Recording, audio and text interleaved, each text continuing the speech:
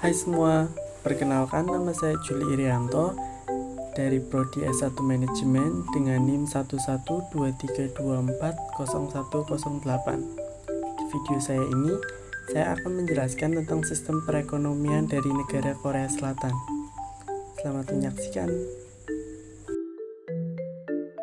Masa pasca Perang Dunia Kedua, yaitu pada tahun 1945 hingga 1960.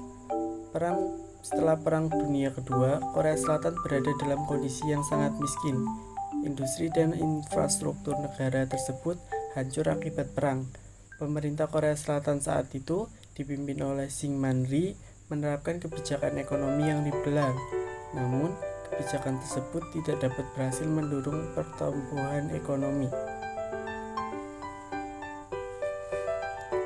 Selanjutnya, pada masa pembangunan ekonomi atau pada tahun 1960 hingga 1990. Pada tahun tersebut, Park Chung-hee mengambil alih kekuasaan dari Syngman Rhee yang menerapkan kebijakan ekonomi terencana untuk mendorong pertumbuhan ekonomi, meliputi yang pertama investasi dalam industri manufaktur, yang kedua pengembangan infrastruktur, yang ketiga ekspor orientasi.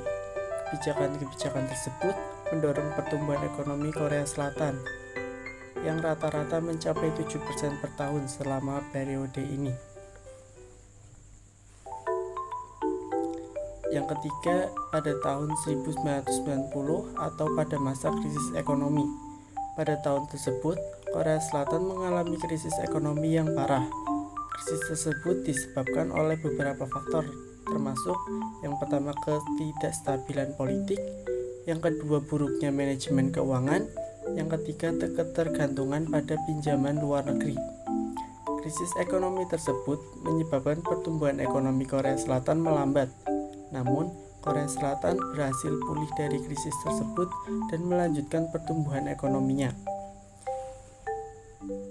Yang terakhir, yaitu pada tahun 2000-an hingga sekarang, atau pada masa pertumbuhan ekonomi yang stabil. Setelah krisis ekonomi tahun 1997, Korea Selatan mengalami pertumbuhan ekonomi yang stabil. Pertumbuhan ekonomi Korea Selatan ini rata-rata mencapai 4% per tahun. Pada tahun 2022, PDB Korea Selatan mencapai 1,9 triliun US dollar. Kemudian yaitu sistem ekonomi. Sistem ekonomi Korea Selatan adalah campuran antara ekonomi pasar, individu untuk melakukan kegiatan ekonomi, dan persaingan bebas. Sistem ini telah mendorong pertumbuhan ekonomi yang pesat di Korea Selatan. Selanjutnya yaitu ekonomi terencana, ditandai dengan peran aktif pemerintah dalam perekonomian. Pemerintah Korea Selatan berperan dalam mengarahkan pertumbuhan ekonomi, mengembangkan industri tertentu, dan melindungi industri dalam negeri dari pesaing asing. Yang pertama ada elektronik. Elektronik adalah komoditi ekspor terbesar dari Korea Selatan. Pada tahun 2022, nilai ekspor elektronik Korea Selatan mencapai 175,2 miliar US dollar atau sekitar 32,7% dari total ekspor Korea Selatan. Produk Korea Selatan yang terkenal antara lain ada televisi, smartphone, komputer, dan lainnya. Untuk yang kedua ada otomotif. Otomotif adalah komoditi ekspor terbesar kedua dari Korea Selatan. Pada tahun 2022, nilai ekspor otomotif Korea Selatan mencapai 78,5 miliar US dollar atau sekitar 13% dari total ekspor Korea Selatan. Produk otomotif Korea Selatan yang terkenal yaitu mobil, truk, dan bus. Yang ketiga ada kimia. Kimia adalah komoditi ekspor terbesar ketiga dari Korea Selatan. Pada tahun 2022, nilai ekspor kimia Korea Selatan mencapai 65,8 miliar US dollar atau sekitar 11,7% dari total ekspor Korea Selatan. Produk yang terkenal ada plastik, produk petrokimia, dan lain-lain. Yang keempat, ada perkapalan, komoditi ekspor terbesar keempat dari Korea Selatan. Pada tahun 2022, nilai ekspor perkapalan Korea Selatan mencapai 53,3 miliar US dollar atau sekitar 9,5% dari total ekspor Korea Selatan. Korea Selatan juga sebagai produsen kapal terbesar di dunia. Komoditi ekspor andalan Korea Selatan yang terakhir ada produk konsumen. Produk konsumen adalah komoditi ekspor terbesar kelima dari Korea Selatan.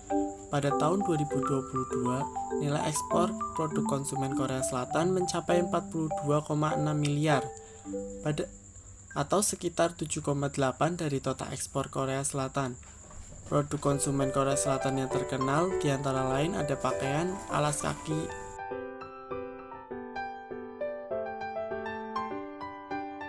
Selanjutnya yaitu produk domestik bruto. Grafik di samping menunjukkan bahwa PDB Korea Selatan telah mengalami pertumbuhan yang pesat dalam beberapa dekade terakhir. Pada tahun 1960, PDB Korea Selatan hanya sebesar 3,96 miliar dolar Amerika Serikat. Namun, pada tahun 2022, PDB Korea Selatan telah mencapai 1,8 triliun dolar Amerika Serikat. Pertumbuhan tersebut didorong oleh beberapa faktor, termasuk yang pertama, industrialisasi yang pesat, yang kedua, perdagangan bebas, yang ketiga, investasi asing langsung, yang keempat, pendidikan yang berkualitas.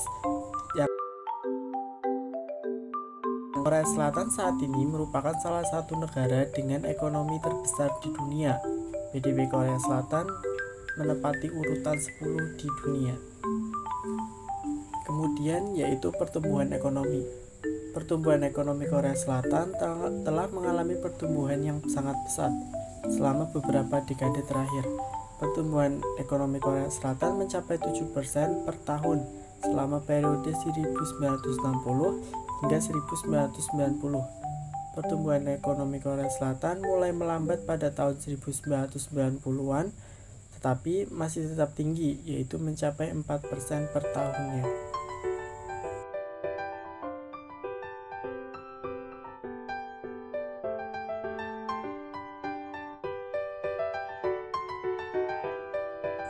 Yang terakhir, ada kebijakan ekonomi.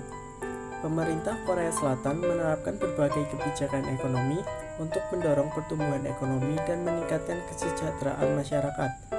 Kebijakan ekonomi tersebut meliputi yang pertama, ada investasi dalam pendidikan dan penelitian, yang kedua pengembangan infrastruktur, yang ketiga liberalisasi perdagangan, yang keempat reformasi struktural.